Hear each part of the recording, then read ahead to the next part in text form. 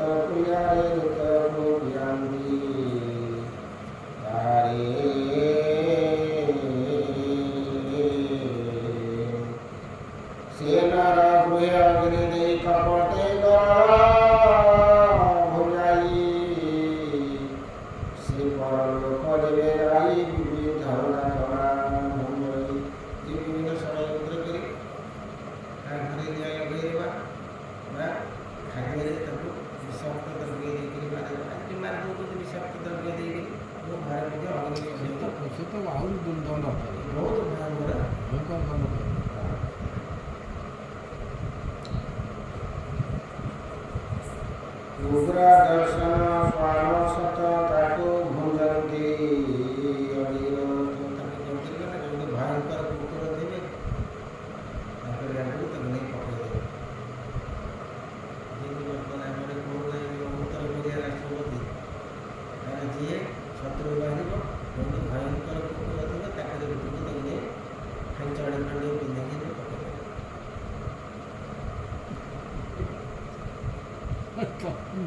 ଆଉ ନିସ୍ତାର ନାହିଁ କେଉଁଥିରେ ମୋର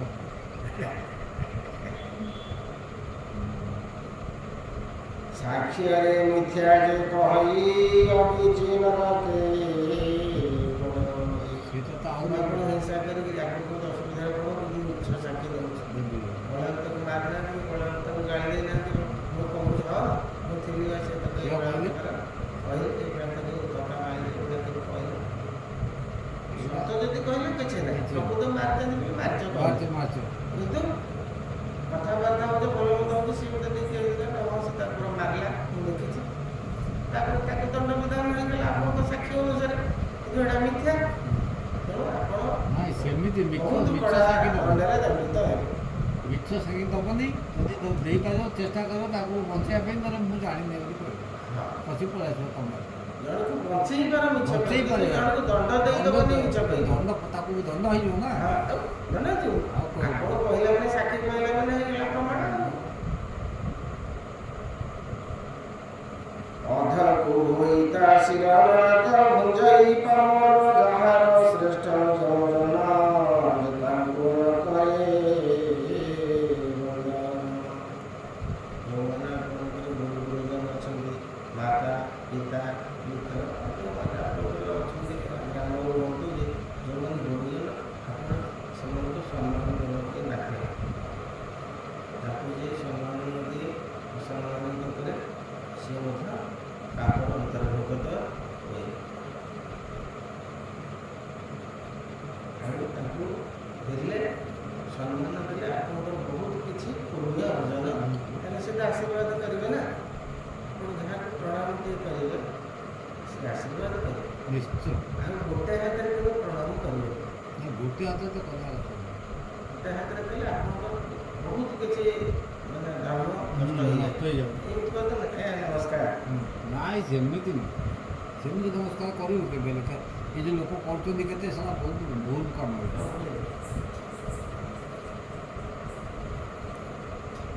କ୍ଷୀର କଦମ ସେ ପଡ଼ାଇ ଖାର କଦମ ସେ ପଡ଼ାଇ ବହୁତ ଯତ୍ନ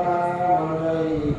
ଯେ ପ୍ରାଣୀ ଧର୍ମେ ଧର୍ମ ଦେବତା ସନ୍ତୋଷ ପ୍ରକାର ସ୍ତ୍ରୀ ବାଳକ ପଶୁମାନେ ଡାକିନି ଆଦି ବିପଦରେ ତାଙ୍କୁ ଯେଉଁମାନେ ବଳି ଦିଅନ୍ତି ନିଜର ଅଭିଷ୍ଟ ପୂର୍ଣ୍ଣ କରିବା ପାଇଁ କହୁନାହାନ୍ତି ସେଗୁଡ଼ା ବଳି ଦେଉନାହାନ୍ତି, ଜଣେ ମନ୍ଦିକୁ ନେଇଥିଲେ ତା ବଳି ଦେବା ପାଇଁ।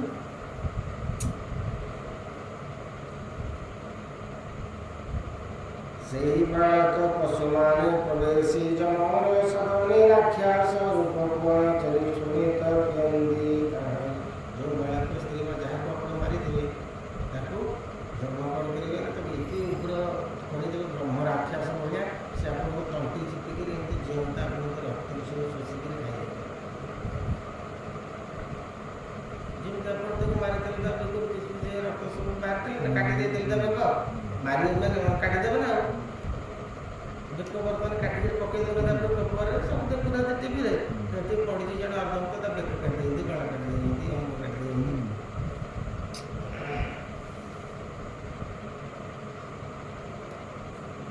ଯିଏ ସେ ସ୍ତ୍ରୀ ପୁରୁଷର କତ ଖାଇ ହୁଅନ୍ତି ମତେ ମତ ନାଚନ୍ତି ଗାୟନ୍ତି ହରସେ ଜୀବନ୍ତ ରାକ୍ଷାସ ପୁରୁଷେ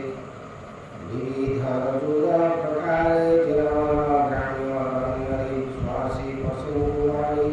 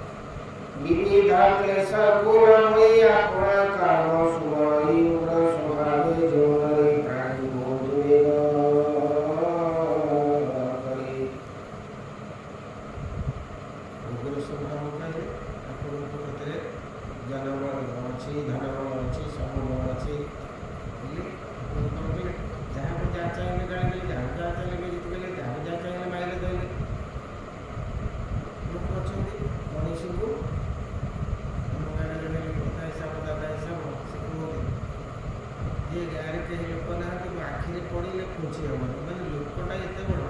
ତାର କେତେ ଅହଙ୍କାର ଦେଖନ୍ତୁ ମୋ ଆଖିରେ ଲୋକଟା ପଡ଼ିଲେ ବି ଖୁଞ୍ଚି ହେବ ତାପରେ ସେ ଲୋକଟା କେତେ ଛୋଟ ନା ଛୋଟ ହେଉଛି ମାନେ ମୁଁ ଏଇଟା ଶୁଣିଛି ହଜାରେ ନା ନା ହେଇଛି ସେଇଟା ବହୁତ ଜାଗାରେ ତାପରେ ଆମର ହଁ ସେମିତି ଲୋକଙ୍କୁ ଯେ ଏଇ ପ୍ରକାରର ଭାଷା ବ୍ୟବହାର କରେ ଆପଣଙ୍କୁ ଜଗତରେ ପ୍ରଭୁ ଦେଇଛନ୍ତି ସବୁଠୁ ମୂଲ୍ୟବାନ ଧନ ଦେଇଛନ୍ତି ବଚନ ବଚନ କି ସଂସାରରେ କେହି ସମାନ ନାହିଁ ମହିଳ ବିନୟ ବଚନ କୃଷିକ ସର୍ବ ପ୍ରାଣୀ ବଚନକୁ ମଧ୍ୟ କାଞ୍ଚନ ସମାନ ନୁହଁ ଆପଣ ଭଲ କଥାଟା କାହିଁକି ନ ଜଣକୁ ଜଣେ କହିବେ ଅନ୍ୟକୁ କାହିଁକି ଆପଣ ମନ୍ଦ କଥା କହିବେ କାହିଁକି ଆପଣ କ'ଣ ଦରକାର କଠୋର ବାକ୍ୟ ପ୍ରୟୋଗ କରିବେ ଶୁଖିଲାଟାରେ ଜଣଙ୍କର ଉପକାର ପାଇଁ ଆପଣ ତାକୁ ଚାରି ପଦ ଗାଳି ଦିଅନ୍ତି ସେଇଟା ତାର ଭଲ କାମରେ ସେଇଟା ଆପଣଙ୍କର ସ୍ୱାର୍ଥ କିଛି ସେଇଟା କିଛି ବାଧା ପଡ଼ିବନି ମୁଁ ଧର ଆପଣ କି ଆପଣ ମୋତେ ଦେଖିଲେ ମୁଁ ଗୋଟେ ଭୁଲ କାମ କରୁଛି ଆପଣ 10 ପଦ ମୋତେ ଗାଳି ଦେଲେ ବି ସେଇଟା ଆପଣଙ୍କର କିଛି କାହିଁକି ନା ଆପଣ ଚାହିଁଲେ ମୋର ଏ ପ୍ରିୟ ଲୋକ ମୁଁ ଆଙ୍କୁ କହିବାଟା ଉଚିତ ଇଏ ବାଟକୁ ଆସିବା ଦରକାର ସେଇ ହିସାବରେ କିଛି କିନ୍ତୁ ଶୁଖିଲାଟାରେ ବସିକିରି ଆମେ ଗୋଟେ ଅସୁବିଧା ହେବ ସେ ଗୋଟେ ଭଲ କାମରେ ଯାଉଛି ଗୋଟେ ତାର ଗୋଟେ ଭଲ ହେବ କି ଲାଭ ସେ ଜାଗାରେ କେମିତି ନ ହେବ ଏଇ ଶୁଖିଲାଟାରେ ଆମେ ବସିକିରି ଏସବୁ ଚିନ୍ତା କରୁଛୁ ତାର କିନ୍ତୁ କ୍ଷତିଟା ହେଲେ ଆମକୁ ଖୁସି ଏଇସବୁ ଜିନିଷ ପାଇଁ ଆପଣଙ୍କୁ ଦଣ୍ଡ କରିବାକୁ କେହି ଦେଖୁନାହାନ୍ତି ଆମର ସିନା 2 ଜଣ କଥା ପକାଉଛନ୍ତି ସବୁ ବସିକି ରିପୋର୍ଟ ତିଆରି ହେଇଗଲା ସେଠି ବସିକିରି କରିଛ ସିଏ ଲୋକ ଜାଣୁ ସିଏ ମଦ ଦେବାର କିଛି ଆବଶ୍ୟକ ନାହିଁ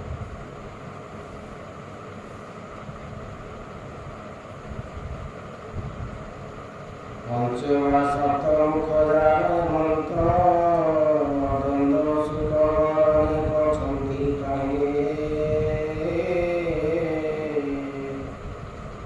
ଭକ୍ଷନ୍ତି ସେ ପାପି ଶରୀରେ ଜଗତ୍ୱାଦି କଷ୍ଟ ସ୍ଥଳେ ପ୍ରାଣୀ ଧୋଇ ଅପରେ ଗାନ୍ଧୀ ମଦ ଦେଇ ସେନାକେ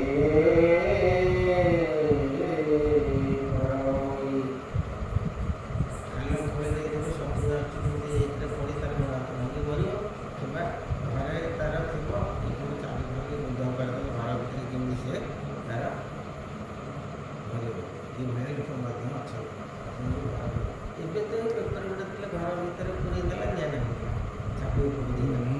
ଏବେ ଏଇ ମାସ ଭିତରେ ମୁଁ ଘର ଭିତରେ ପୁରେଇ ତାକୁ କି କଦର୍ଯ୍ୟ ହେଇଗଲା କି କ'ଣ ଦେଖି ମୋତେ ଛାଡ଼ିଦେବ କ'ଣ କରିଥିବ ଆପଣ ଯେ ଯାହା କରିଥାଉ ଯେତେ କରିଦେବେ ମୋତେ ଟିକେ ଘର ଭିତରେ ପୁରେଇ ଆପଣ ଯଦି ନିଆଁ ଲଗେଇବେ କି ରାଗ କି ସେ ଇଏ କ'ଣ କି ଦୋଷ କରିଦେଲା ସେ ଘର ନିଆଁ ମାରିଦେଲି ତୋର କ'ଣ ଅଧିକାର ଅଛି ତମ ଦବାରେ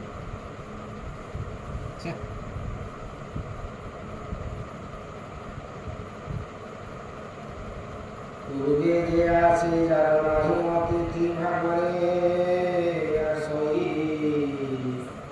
ଗୃହେ ରଖି ତାକୁ ଯେବେ ଅବଲ କହି ତୁଷାର ଆସିଛି ଜଣେ ପ୍ରଧାନ ଲୋକ ଆସି ଜଣେ ଅତିଥି ଆସି ଆପଣଙ୍କ ଦିନ ଭଲ ପହଞ୍ଚି ଯାଇଛନ୍ତି ତେଣୁ ଆପଣ ତାକୁ ଯଦି କ୍ରୋଧ ବାକ୍ୟ ପ୍ରୟୋଗ କରିବେ ଗାଳି ଗୁଲଜ କରିବେ ଭଲମନ୍ଦ କରିବେ ଇଏ ମଧ୍ୟ ମହାପାତକର ଯଦି କିଛି ନା ଆପଣ ଖାଲି ପାଣି ନେଇ ଆସି ଦେଇକି ଯେତେକୁ ଛାଡ଼ିବେ କି ଯାହା ଆପଣଙ୍କ ତେଲ ଥାଉ ପାଟ ଥାଉ ପକେଟ ଥାଉ ଯାହା ଥିବ କିନ୍ତୁ ତାକୁ କୌଣସି ପ୍ରକାର ତା ମନରେ ବ୍ୟଥା ଦେଲା ଭଳିଆ ଭାଇ ଗୋଟେ ଏତେ ବଡ଼ ଶରୀର ଭଲ ମନ୍ଦ କାହିଁ କରୁଛୁ କାମ କରୁନୁ ଭଲ ମନ୍ଦ କରୁନୁ ଏଗୁଡ଼ା କହି ଆମର ଏସବୁ ଜିନିଷ ତାକୁ ଆକ୍ଷେପ କରିବା କଥା ନୁହେଁ ନିଶ୍ଚିତ ବାକ୍ୟ କାଳେ କହି ଅନ୍ତେ ସେ ନରକେ ପଡ଼ଇ ବକ୍ରତୁଣ୍ଡ ଯେ କ୍ରୋଧ କଙ୍କ କାଳ ସହିତେ ଜବାବକ ଦୀର୍ଘ ଚଞ୍ଚୁରେ ଚିରି ତାର ଚକ୍ଷୁ ଖନ୍ତି ଲୋକ ସେ ଲୋକକୁ ଏତେ କଷ୍ଟ ମାନେ ଦେବେ ଆଖିରେ ତାଡ଼ି ଦେବେ ସବୁ ବଡ଼ ବଡ଼ ଲୋକ ଆଉ ବଡ଼ ବଡ଼ ଥିବେ ସବୁ ପକ୍ଷୀ ତା ଆଖିକି ପୁରା ମାରିକିରି ଆଖିରେ ଦେଖିକି ତୁ ଯେଉଁ ଜିନିଷଟା କରିଛୁ ଆଖିଟାକୁ ପକେଇକି ତାଡ଼ି ଦେବେ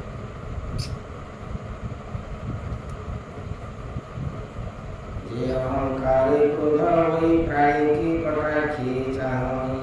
কুটিল হৃদয়ে ভাবে পরমদ কুয়াতে আনন্দে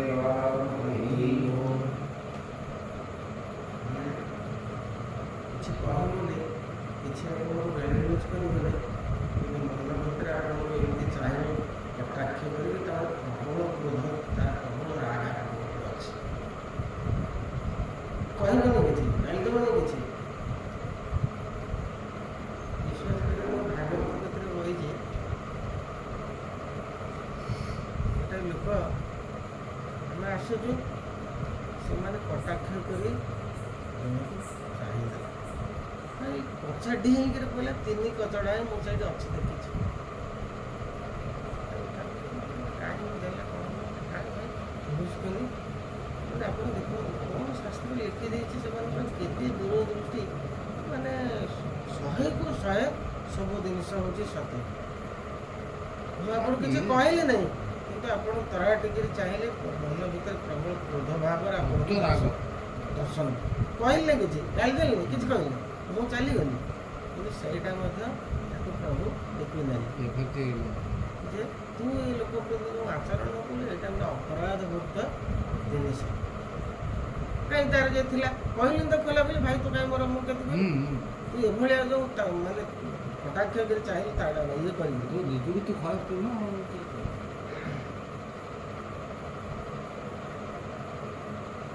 କୁଟିଳ ହୃଦୟ ଭାବରେ ଜୀବନ ମନ୍ଦକୁ ଆଚରି ଅନ୍ୟ ସବୁବେଳେ ଖରାପ ଚିନ୍ତା କରୁଥିବେ ସେ ଯାଇ ପରଲୋକେ ଶୁଚି ତହିଁରେ ପାପୀର ଶରୀର ପୀଡ଼ନ୍ତି ଜମର କିଙ୍କର ହେମନ୍ତ ପ୍ରକାରେ ରାଜନ ଶତ ଶତର ଭଗବାନ ଅଛଇ ଜମର ସବନ ତହିଁ ପାପୀଙ୍କ ନିଜ ସ୍ଥାନ ଯେ ଯେତେ ଧର୍ମ ଆଚରଇ ସେ ରୂପେ ସେ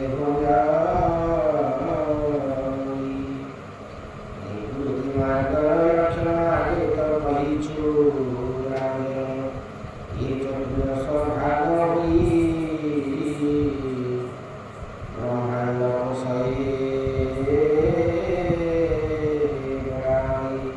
ପୁରାଣ ଅନୁମାନ କରି ତୁମରେ କହିଲୁ ବିସ୍ତାରି ଯେ ଭାଗବତ ନାରାୟଣ ମହାପୁରୁଷ ଭଗବାନ ଗରିଷ୍ଠ ରୂପ ତାଙ୍କ ये भागवत नारायण ये भागवत महिमा ये साक्षात होती नारायण स्वरूप ये बही होती ग्रंथ होती भगवान निजर शरीर ये साधारण पुस्तक नहीं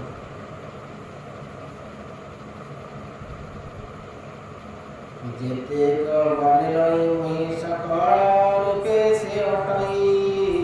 जेन सदावंत होई पढ़ाई सुनाई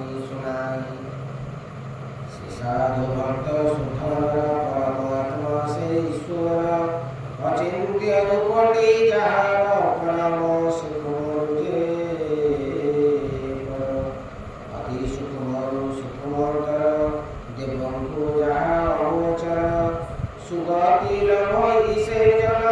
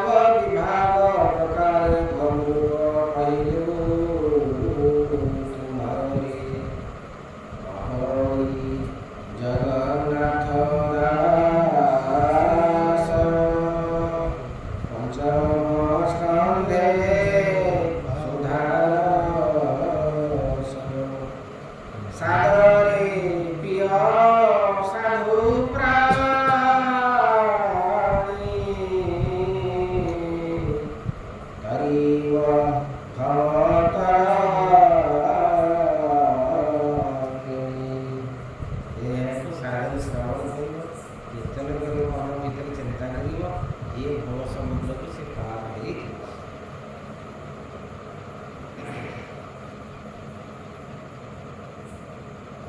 ये जे संसार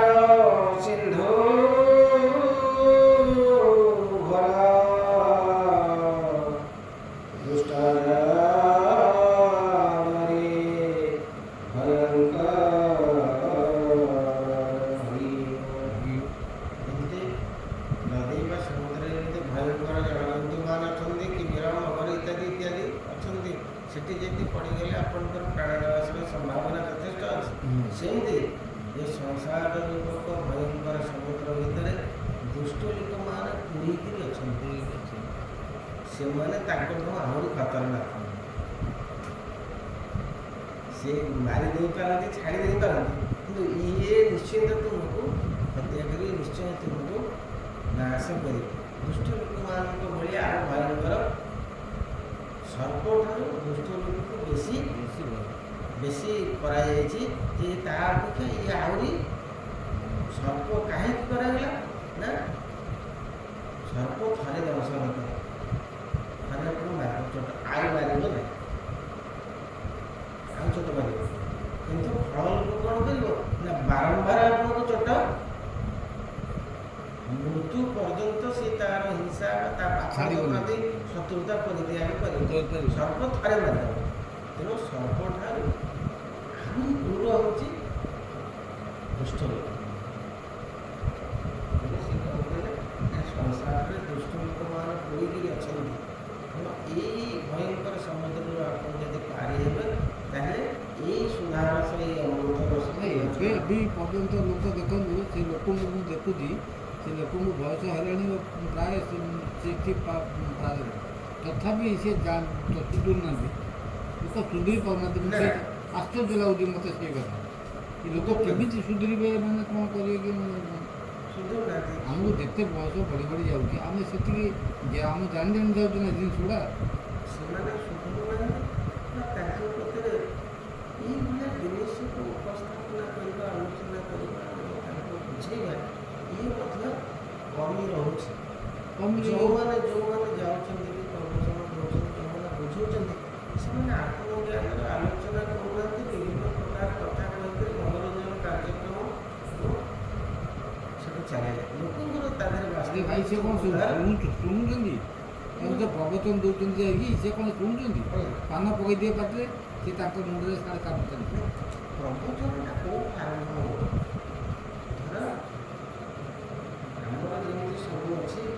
ଶ୍ରେଣୀ ସୋପାନ ଅଛି ଆପଣ ଶ୍ରେଣୀର ଆଗ ପ୍ରଥମ ପାହାଚରେ ଗୋଡ଼ ପକେଇବେ ନା ଆଗ ଯାଇକି ଶେଷ ପାହାଚରେ ଗୋଡ଼ ପଡ଼ିବ ସେମିତି ଯେଉଁ ଲୋକମାନେ ଆସୁଛନ୍ତି ତାଙ୍କର ଷ୍ଟାଣ୍ଡାର୍ଡ଼ କ'ଣ ସେ କେଉଁ ବିଷୟ ଶୁଣିବା ପାଇଁ ଉପଯୁକ୍ତ ଯିଏ କହିବ ଯେ ମାଷ୍ଟର ସିଏ ଆଗ ଷ୍ଟଡ଼ି କରିବ ଯେ ଇଏ କେଉଁ ବିଷୟ ସବୁ ଶ୍ରବଣ କରି ପାରିବେ ସେଇ ଷ୍ଟାଣ୍ଡାର୍ଡ଼ର ଜିନିଷ ତାକୁ ଦେଲେ ସିଏ ତାକୁ ଗ୍ରହଣ କରିବେ ଆମେ ତାଠୁ ଆମେ ଜାଣିଛେ ବୋଲି ଉର୍ଦ୍ଧ୍ୱ ସ୍ତରରୁ ଗୁଡ଼ାଏ ଜିନିଷ ଆଲୋଚନା କରିଦେଲେ ତାଙ୍କର ସେଥିରେ କିଛି ଫାଇଦା ହେବ ନାହିଁ କାହିଁକି ନା ସେଟା କ୍ୟାଚ୍ କରିପାରିବେ ସେଟା ଧରିପାରିବେ ତାଙ୍କର ସେତିକି ନାହିଁ କାପାସିଟି ନାହିଁ ତେଣୁ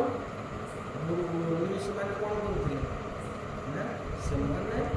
ପିଲାଙ୍କୁ ତାଙ୍କ ପାଖରେ ରଖିକିରି ଶିକ୍ଷା ଦେଉଥିଲେ ଧର୍ମ ଶିକ୍ଷା କେମିତି ଦିଆହେଉଥିଲା ନା ତାଙ୍କର ଆଶ୍ରମରେ ରଖିକିରି ପିଲାଙ୍କୁ ଶିକ୍ଷା ଦିଆଯାଉଥିଲା ଆଉ ପ୍ରବଚନ ସଭା ହେଇକିରି କେଉଁଠି ଶିକ୍ଷା ଦିଆଯାଉ ବୈଦିକ ଯୁଗରେ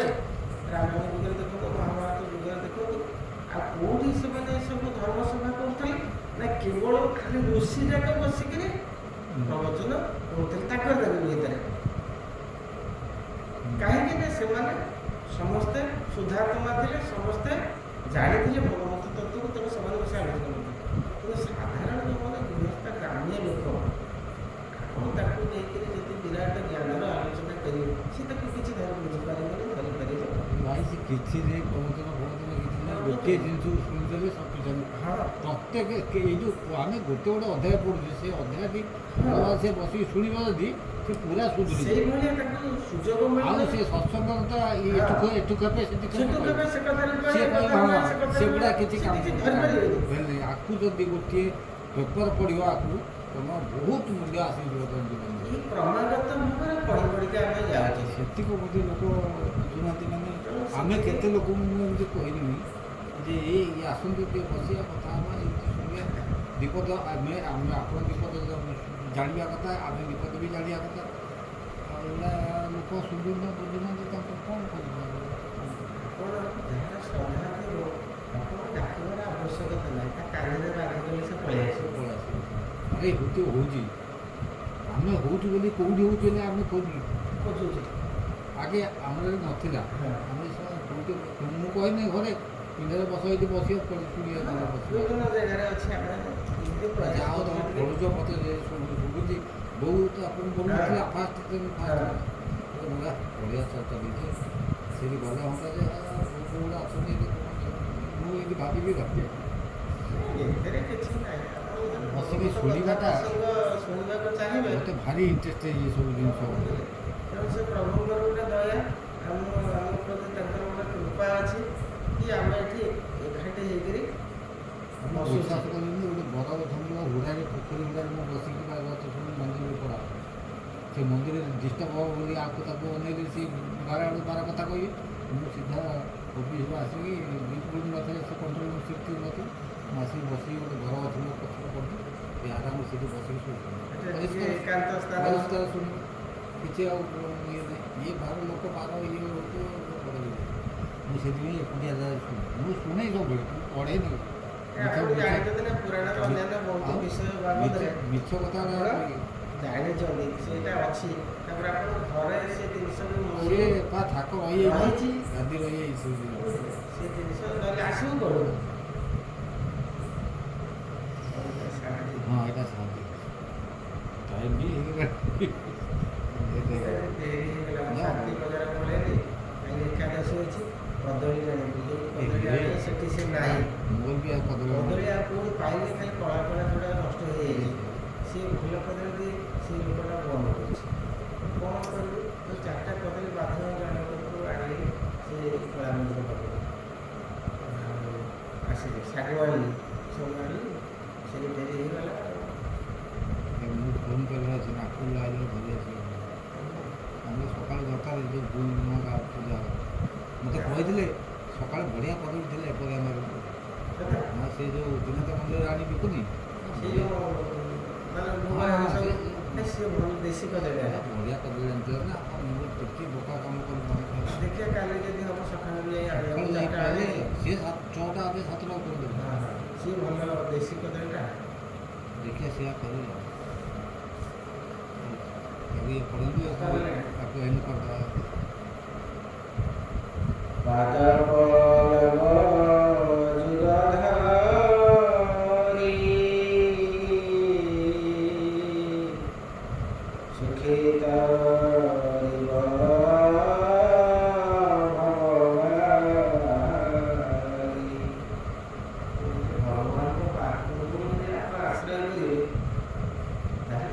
ସିଏ ଆପଣଙ୍କର ଦାୟିତ୍ୱ ନେଇଯିବେ। ଆପଣ କେମିତି ଉଦ୍ଧାର ପାଇବେ, କେମିତି କ'ଣ ଆପଣଙ୍କର କ'ଣ ସିଏ ସେ କଥା ଚିନ୍ତା କରିବେ। ଯେମିତି ଆପଣ ପରିବାରର ଚିନ୍ତା, ଆପଣ କହୁଛନ୍ତି କ'ଣ ଖାଇବେ, କେମିତି ରହିବେ, କ'ଣ ପିନ୍ଧିବେ, କ'ଣ ନାଇବେ। ଘରର ମୁରବୀ ଯିଏ ଚିନ୍ତା କରୁଛି ତାଙ୍କ ପାଇଁ ନା। ଆଉ କାହିଁକି ନା ସେ ଆପଣଙ୍କୁ ଆଶ୍ରୟ କରିଛନ୍ତି, ଆପଣଙ୍କ ଭରସାରେ ଅଛନ୍ତି। ତେଣୁ ଆପଣ ବାଧ୍ୟ ହେଉଛନ୍ତି ତାଙ୍କ କଥାଟା ଚିନ୍ତା ମେନ୍ କଥା। ସେମିତି ଆପଣ ଯେତେବେଳେ ତାଙ୍କୁ ଭରସା କରିବେ, ତାଙ୍କୁ ଆପଣ ଆଶ୍ରୟ କରିବେ, ତାହେଲେ ସିଏ ହେଲେ ଆପଣଙ୍କର ଆଶ୍ରୟଦାତା, ଆପଣ ହେଲେ ଆଶ୍ରିତ। ସିଏ ଆପଣଙ୍କ ଡଙ୍ଗା କେମିତି କୂଳରେ ଲାଗିବ, ଆପଣ ଡଙ୍ଗାରେ ବଜାନ୍ତୁ ନାଇଁ ତାର କେମିତି ନେବ, କ'ଣ କରିବ, ସୁଅ ପରେ ସେ ଭାଙ୍ଗିବ କି ନେଇ କୂଳରେ। କାହିଁକି ନା ଆମେ ତାଙ୍କୁ ଆଶ୍ରୟ କଲେ ସେ ଯେମିତି କୂଳରେ ନେଇ ଲଗେଇବେ। ସେମିତି ଭଗବାନଙ୍କୁ ଯଦି ଆପଣ ଆଶ୍ରୟ କରିବେ, ତାହେଲେ ଆପଣଙ୍କ ଡଙ୍ଗା ଯେତେ ଗରମରେ ପଡ଼ୁ, ଯେତେ ଭିଡ଼ରେ ପଡ଼ୁ, ଯେତେ ଲହରୀରେ ପଡ଼ୁ, ସିଏ ଉଠେଇକିରି ଥୋଇବା ଲୋକ। ସିଏ ଥୋଇବା ତୁମେ ସେଗୁଡ଼ାକ କିଛି ଚିନ୍ତା କରିବା। କାହିଁକି ନା ଦେଖୁଛନ୍ତି ଯେତେ ପ୍ରକାର ବିପଦ ଆସିଛି, ଏଇ ପାଣ୍ଡବ ପାଞ୍ଚ ଭାଇ କ'ଣ ବଞ୍ଚିଥାନ୍ତେ? ଦୁର୍ଯ୍ୟୋଧନ ଯେଉଁ ପ୍ରକାର ଚକ୍ରାନ୍ତ କରିଥିଲା, ଯେତେ ପ୍ରକାରର ବ୍ୟବସ୍ଥା କରିଥିଲା, ପୁରା ଏମାନେ ସବୁ ଧୂଳିସାତ ହେଇଯାଇଥାନ୍ତେ। ମାଟି ହେଇଥିଲା ଜୀବନ। କିନ୍ତୁ ତାଙ୍କ ପ୍ରତିରେ କୃପା ଥିଲା, ବିଦ୍ରୋହଙ୍କର ଦୟା ଥିଲା, ଭଗବାନଙ୍କର ଦୟା ଥିଲା ବୋଲି ସେ ସବୁ ଧର୍ମର ପ୍ରଭାବ ଥିଲା ବେଶୀ ଆଉ। ହଁ, ଯୁଆଡ଼କୁ ବାଟ ଆପଣଙ୍କୁ ଭଗବାନ ଆସେ ସେଥିପାଇଁ ନିଜେ ଆସିଲେ ତ ବାଟଟା ମିଳିଯିବ ସେମିତି।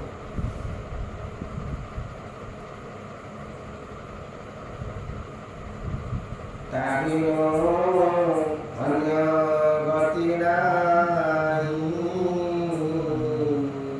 ସୁଜନେ ଚିନ୍ତ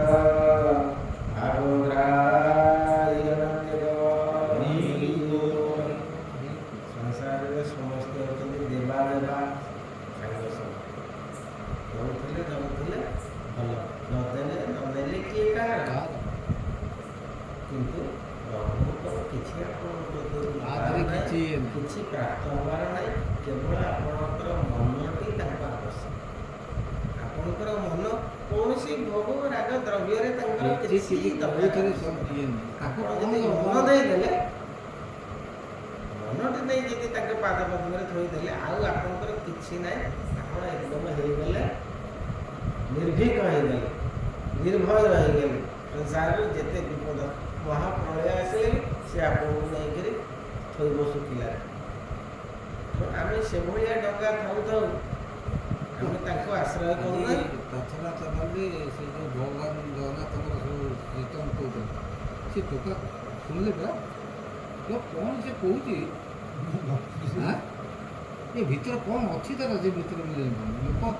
ମହାମହା ଲୋକ ସେ ଭିତରେ ଅନେକ ରହିଛନ୍ତି ସବୁ ଏ ଯେଉଁ ସେ ଗୀତ ବୋଲନ୍ତି କ'ଣ ତା ନା କି ଲେଡ଼ିଜ୍ଟା ଆଉ ଯେଉଁ ସୁଭାଷ ଦାସ ଏ ସବୁ ଯାକ ଅନେକ ରହିଛନ୍ତି ତା ପାଟିକି ଭୋଜି ଭଳିଆ ହେଉଥିବ ଲୋକଟା ବେଶୀ ବେଶୀ ସେ ଟୋକାଟା ତା ନାଁଟା ମୁଁ ଭୁଲିଗଲି ଏମିତି କହୁଛି ଅନର୍ଗଳ ଗପୁଛି କି କେଉଁଠି କେମିତି ଯାଇଥିଲେ କେମିତି ଦୋଳି ଖେଳିଥିଲେ କେମିତି କିଏ ହେଉଥିଲା କ'ଣ ହେଉଥିଲା ଭଗବାନ ମୁଁ ସେଠି କାଠ ହେଇଗଲି। ମୁଁ ତତେ 100 ଜୁହାର ବାପା ସେ ଭଗବାନ କଥା ତ ପଚାରିବି ତତେ ଏକା 100 ଜୁହାର ସେ ଯେଉଁ କଥା କହୁଛି ସେଇମାନଙ୍କୁ କହିବ ଜ୍ଞାନ ସେଇମାନଙ୍କୁ କହିବ ସାରା ମହାପୁରୁଷ ସେ ତ ଭଗବାନ କଥା ସବୁ ଟୋଟାଲ ଡିଟେଲ୍ସ କରିଦେବି ସେ ଲାଷ୍ଟକୁ ସେ ଯେଉଁ ଖୋଟା ଗଲା କରେନି ଏ ସନ୍ତୁଷ୍ଟ ହେଇଗଲା ଗୋଟେ ସେ କଥା କାହିଁକି ବହୁତ ପଣ୍ଡିତ ଅଛନ୍ତି କାହିଁକି କହୁଛନ୍ତି ସେ କାହିଁକି କହିଲା ତା ଦେହରେ କଳା ଅଛି ଭଗବାନ ତା ଦେହରେ ଇଏ ଅଛନ୍ତି କେମିତି ଆସିବନି ନା ହେଲା ହବ ସେ କ'ଣ କେଉଁଠି ଜୁଟୁଛି କେଉଁଠି ଜୁଟିବାର ନାହିଁ ପ୍ରତାପ ଉଡ଼ିକିରି କହୁଛି ଆମ ଶରୀରଟା ଆବଶ୍ୟକୀୟ ନହେଲା ପର୍ଯ୍ୟନ୍ତ ଆମକୁ ଭଗବତ କଥାରେ ଏତେ ସମ୍ପୂର୍ଣ୍ଣ ଭାବରେ ଆସିବ ନାହିଁ। ତେଣୁ ମୁଖ୍ୟ ଜିନିଷ ହେଲା ଶରୀର ଶୁଦ୍ଧି। ଯେମିତି ଜମିଟାକୁ ଆପଣ ପୁରା ସଜାଡ଼ି ଦେଲେ ଆପଣ ଯେମିତି ବିହନ ପକାଇଲେ ପ୍ରତ୍ୟେକ ଗଛ ଉଠିବ ଜମି ଥିବ ବିହନ ନେଇ ଆପଣ ଯଦି ତାକୁ ଠିକ୍ ପାନ ଯୋଗ ନ କରିବ ହେବନି ଜିନିଷଟାକୁ ଶାଶ୍ୱତ ନ କଲେ ବିହନଟା ଶାସନ ନ କଲେ ଜମିକି ସେମିତି ଆପଣ ଶରୀରକୁ କ୍ଷେତ୍ରକୁ ଯଦି ଆପଣ ନ ସଜାଡ଼ିବେ ତାକୁ ଶାସନ ନ କରିବେ ତାହେଲେ ସେଠି ଅଙ୍କୁରୋଦମ ହେବନି। ଏଇ ଯେଉଁ କଥା ଯାଇକି ବିହନ ଗୁଡ଼ିକ ବୁଢ଼ା ହେଇଗଲା ସେ ବିହନ ଉଠିବା ଦରକାର ତା ପାଖରେ ଜଳସେଚନ ହେବା ଦରକାର ତାର ବୃଦ୍ଧି ହେବା ଦରକାର ତା ପାଖକୁ ଯେଉଁ ଯେଉଁ ଜିନିଷ ଗୁଡ଼ାକର ଆବଶ୍ୟକତା ସେ ଜିନିଷ ଗୁଡ଼ାକ ସବୁ କରିବାକୁ ପଡ଼ିବ। ଯେମିତି ଆପଣ ଗଛଟି ଏଇଠି ଲଗେଇଛନ୍ତି ସେ ପାଣି ଦେଉଛନ୍ତି କାହିଁ ଦେଉଛନ୍ତି ନା ମରିଯିବ ଗଛ ପାଣି ନଦେଲେ ପାଣିଟା ଦେଲେ ତାର ଠିକ୍ ବୃଦ୍ଧି ହେବ। ପାଣି କାହିଁ ଦିଆହେଉଛି ନା ଗଛର କିଛି ତାର କ୍ଷତି ହେବନି ବଢ଼ିବ। ଆଚ୍ଛା ସେମିତି ଆପଣଙ୍କ ହୃଦୟରେ ଯେଉଁ ଗଛଟିକି ଆପଣ ନେଇ ଲଗେଇଲେ ଏଇ ଯେଉଁ ଜିନିଷଟି ତା ଭିତରେ ଆପଣ ନେଇ ପୁରେଇଲେ ତାର ବୃଦ୍ଧି କେମିତି ହେବ ତା ପାଇଁ ମଧ୍ୟ ସେମିତି ରହିଛି ବାଟ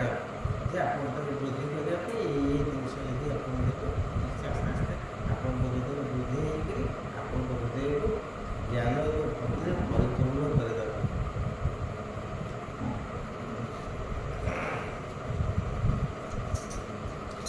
ଶ୍ରୀମଦ୍ଭାଗବତ ମହାପୁରାଣେ ପରମହଂସ ସଂହିତାୟ ଶିକ୍ଷା ପଞ୍ଚମ ସ୍କନ୍ଧେ ଜମାଧ୍ୟାୟ ସମାପ୍ତ ପଞ୍ଚମ ସ୍କନ୍ଧ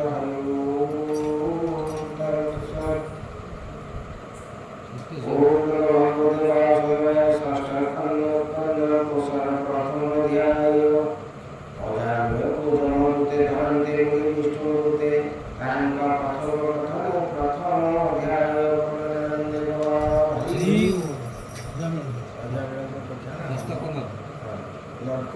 ଆପଣ ଉଦ୍ଧାର ପାଇବେ ନର୍କର ଯେଉଁ ବର୍ଣ୍ଣନା ହେଲା ଏ ଭିତରେ ପଚାରିବେ ଯେ ଏଠି ଏତେ ପ୍ରକାର ନର୍କ ଅଛି ଲୋକ ଅସୀମ ପାପ କରିଛି ତା ଜୀବନ ଭିତରେ ଜନ୍ମ ଜନ୍ମାନ୍ତର ହେଇ ତାଙ୍କର କେମିତି ମୁକ୍ତି ହେବ କେମିତି ସେ ନର୍କରୁ ଉଦ୍ଧାର ପ୍ରାପ୍ତ ହେବ ତାର ଉପାୟ ଆରମ୍ଭ ହେଇଯିବ ଅଜାନ କଥା ହରେ